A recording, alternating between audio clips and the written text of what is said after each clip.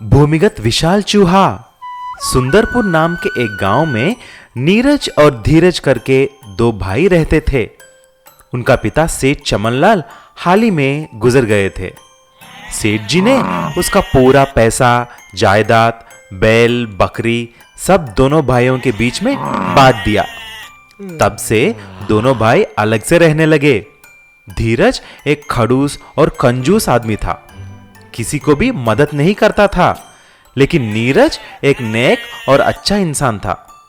कोई भी मदद के लिए जाए तो मना नहीं करता था, कुछ ना कुछ पैसे देकर भेजता था।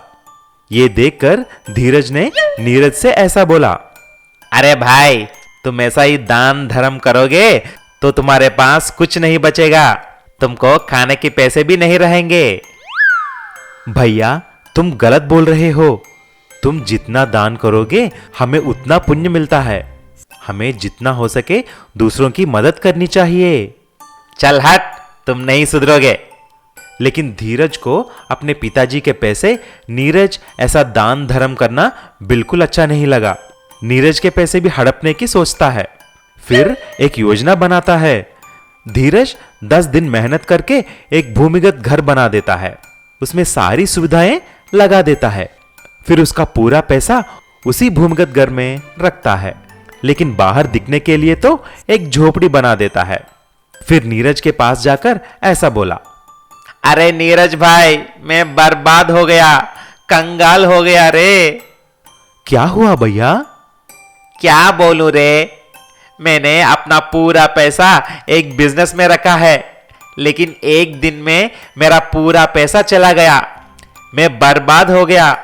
अभी मेरे पास खाने के लिए भी कुछ नहीं है और मैं बहुत सारा पैसा कर्जा भी कर दिया है। मुझे कुछ पैसे दोगे तो वह पैसा वापस कर दूंगा। अरे भाई, मेरा पैसा भी तो तुम्हारा ही है ना। मेरे पास जो भी है उसे लेकर जाओ और कर्जा भर दो। हम फिर से मेहनत करके पैसे कमाएंगे। ऐसा धीरज नीरज के पास पूरा पैसा लेकर उसके अंडरग्राउंड घर में छुपा देता है। फिर एक दिन जब नीरज कुछ काम से लौट रहा होता है, एक पिज्जा डिलीवरी वाले को धीरज के झोपड़ी के यहां देखता है। शक होकर नीरज वहां जाकर देखता है। तभी वहां पर नीचे एक दरवाजा देखता है। तुरंत नीरज ने एक बड़े चूहे को लेकर उसके बदन पे फेविकॉल गम लगाकर उस दरवाजे के अंदर छोड़ देता है। जब चूहा वापस आया तो 2000 के नोट उसके बदन को चिपक कर आते हैं। अरे ये क्या, अंदर से 2000 के नोट। दाल में कुछ काला दिखता है। जब नीरज वह दरवाजे से अंदर जाकर देखता है तो वहां पर धीरज पिज्जा खाते हुए टीवी देखते मजा करता रहता है। तुरंत नीरज बाहर आकर गांव के मुखिया को बुलाकर लाता है और सारे भूमिगत घर में एक ही बार अंदर जाते हैं। सबको वहां पर देख धीरज शर्मिंदा हो जाता है। तब मुखिया वहां पर सारा पैसा देखकर धीरज को आज्ञा करता है कि पूरा पैसा नीरज को दे दें। ऐसा उस विशाल चूहे की वजह से नीरज को अपना पूरा धन वापस मिल जाता है। सोने का उड़ने वाला गधा। रंजनपुर नाम के एक गांव में सूरज करके एक आदमी रहता था। वह उसकी बीवी और बेटे के साथ रहता था। उसका आम का बगीचा था। उस बगीचे में बहुत सारे आम के पेड़ थे। वह बहुत ही स्वादिष्ट थे, क्योंकि सूरज उन पेड़ों पर कभी भी केमिकल्स नहीं डालता था। इसीलिए सूरज के बगीचे में आम बहुत रसीले थे। एक बार उसने देखा कि उसके पेड़ों के आम गायब हो रहे थे। इसीलिए उसने ऐसा सोचा, अरे मेरे पेड़ों में से आम गायब हो रहे हैं, इसीलिए मैं आज रात को आकर निगरानी रखूंगा। जब रात को सूरज एक पेड़ के पीछे छुपकर देखा तो वह हैरान हो जाता है। एक उड़ता हुआ सोने की गधा वहां पर आती है।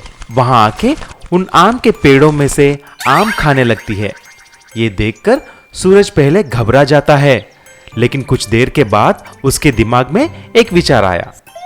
मुझे ये देखना है कि ये उड़ने वाला सोने की गधा कहां से आ रही है, इसलिए मैं इसका पूंछ पकड़कर इसके साथ ही जाता हूं। सूरज ने धीरे से आकर गधे का पूंछ पकड़ लिया और उसके साथ उड़ने लगा।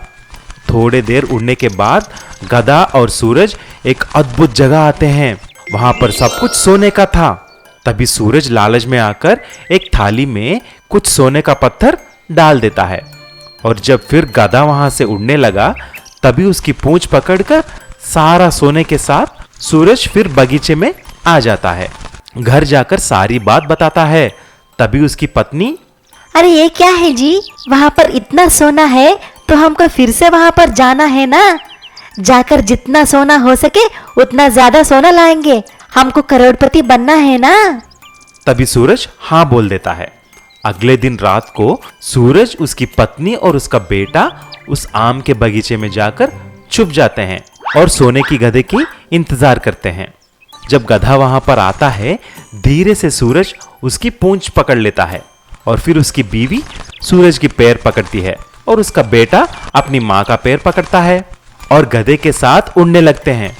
लेकिन बीच में उसकी बीवी ऐसी बोलती है, अरे सुनो जी, मेरा हाथ बहुत दुख रहे हैं और कितना दूर चलना चाहिए। अरे तुम चुप रहना। कुछ देर के बाद उसका बेटा ऐसा बोलता है, अरे पापा, मुझे अभी सुसु करना है, कर दूं क्या? किसी के सर पे गिरा तो? सब के सब पागल निकले हैं, मेरा दिमाग खा रहे हैं। तुम और तुम्हारे बेटे को एक तमाचा दूंगा, चुप रहो। ऐसा बोलकर सूरज ने गलती से हाथ छोड़ दिया। तभी सभी आकर एक तालाब में गिर जाते हैं। तभी गधा उड़ते हुए आकर ऐसी बोली, सुनो सूरज, पहले और दूसरे बार भी मुझे मालूम था कि तुम मेरे पूंछ पकड़कर मेरे साथ आ रहे हो, लेकिन तुम्हारा लालच ही तुमको धोखा दिया है। जो है उसी से संतुष्ट रहो, तुम्हारा जीवन अच्छा रहेगा। ऐसा बोलकर गधा वहां से चला गया। ऊंट का लोमड़ी को सबक। एक बड़े से जंगल में लंबू नाम का एक ऊंट और पीलू नाम का एक लोमड़ी रहते थे। वह दोनों बहुत अच्छे दोस्त थे। वह दोनों जब भी जहां भी जाएं साथ ही जाते थे। जब भी पीलू लोमड़ी को कुछ फल खाने की जरूरत होती तभी लंबू उसको पेड़ों से फल तोड़कर देता था। ऐसा ही वह दोनों बहुत अच्छे से रहने लगे। बहुत दिनों से पीलू को तरबूज की खेत में जाकर मीठी मीठी तरबूज खाना था, लेकिन तरबूज के खेत में जाने के लिए एक बड़े गहरी नदी को पार करना था। मगर पीलू को तो तैरना नहीं आता, इसीलिए वह उसके दोस्त लंबू की मदद मांगी। अरे ओ लंबू, मैं बोल रहा था ना, वह तरबूज का खेत वह नदी के उस पार है। तुम मुझे तुम्हारी पीठ पर उठाओ और मुझे वहां पर लेके जाओ, हम मजे से तरबूज खा सकते हैं। ठीक है भाई, मेरे ऊपर चढ़ो, मैं अभी तुमको उस पार लेके जाऊंगा। ऐसा बोलते ही पीलू लंबू पर चढ़ जाता है और लंबू उसे उस पार लेके जाता है। वहां जाकर देखा तो खेत में बड़े बड़े तरबूज थे। दोनों एक साथ उन तरबूजों को खाने में लग गए। दोनों पेट भर के खाना खाया। कुछ देर के बाद पीलू का पेट बहुत भर गया था। इतना भर गया था कि वह मजे से गाना गाने लगा। अरे मेरा पेट, अब कुछ भी खाऊंगा तो मेरा पेट फट जाएगा। मेरा पेट फुल हो गया, अभी फट जाएगा। मेरा पेट फुल हो गया, अभी फट जाएगा। पीलू का गाना सुन के उस खेत का मालिक वहां पर आ जाता है। उसके हाथ में बहुत बड़ा डंडा था। उसको देखकर पीलू घबरा गई और लंबू को छोड़कर झाड़ियों में जाकर छुप गई। लेकिन लंबू तो बहुत बड़ा था, उसको छुपने की चांस ही नहीं है। ऐसा लंबू एक पेड़ के पीछे छुप जाता है, लेकिन मालिक को साफ दिखाई देता है और मालिक डंडा लेकर उस लंबू को खूब पिटाई करता है। इतना पिटाई करता है कि लंबू का पिछवाड़ा लाल हो जाता है। ये सब पीलू देखकर हंसती है और जब मालिक चला जाता है पीलू बाहर आता है और हंसते हंसते पूछती है, अरे दोस्त, तुम ठीक हो ना? चलो अभी जल्दी हम नदी के उस पार जाएंगे। तभी लंबू कुछ नहीं बोलता है और पीलू को पीठ पर चढ़ने के लिए बोलती है। जब लंबू पीलू को उठाकर नदी के बीच में पहुंचती है, लंबू रुक जाती है और नदी में डुबकियां मारने लगती है। तभी पीलू ऐसा बोलता है, अरे दोस्त, तुम क्या कर रहे हो? मुझे तैरना नहीं आता, मैं डूब जाऊंगा। पहले चलो चलो यहां से। अरे दोस्त, मुझे खाना खाने के बाद ऐसा करना है, नहीं तो खाना हजम नहीं होगा। लेकिन लंबू ऐसा डूबते डूबते एक बार पूरी तरह से डूब जाती है। तभी पीलू नदी में गिर जाती है और डूब जाती है। अरे बचाओ बचाओ लंबू भाई, मुझे बचा लो, मुझे बचा लो। फिर लंबू पीलू को उठा लेती है और भागकर नदी के उस पार लेके जाती है। तभी पीलू उसको धन्यवाद किया। सीख, इसीलिए हमको संकट के समय कभी भी हमारे दोस्त को नहीं छोड़ना चाहिए। गर्भवती खरगोश की कहानी। यह बहुत समय पहले की बात थी। भीमापुर के जंगलों में एक खरगोश रहा करती थी। वह खरगोश गर्भवती भी थी, इसलिए ज्यादातर वह अपने घर में ही रहती थी। लेकिन कभी कभी बाहर आकर खाने की तलाश में जाती थी। उसी जंगल का राजा शेर बहुत ही अच्छा था। किसी को भी बिना वजह के मारता नहीं था। राजा शेर को एक दिन बहुत भूख लगी थी और उसने खरगोश को देख लेता है। उसको खाने के लिए सोचता है। अरे खरगोश, आज मुझे बहुत भूख लगी है और कोई भी जानवर नजदीक दिखाई नहीं दे रही है, इसीलिए आज तुम्हें मेरा शिकार बनना है।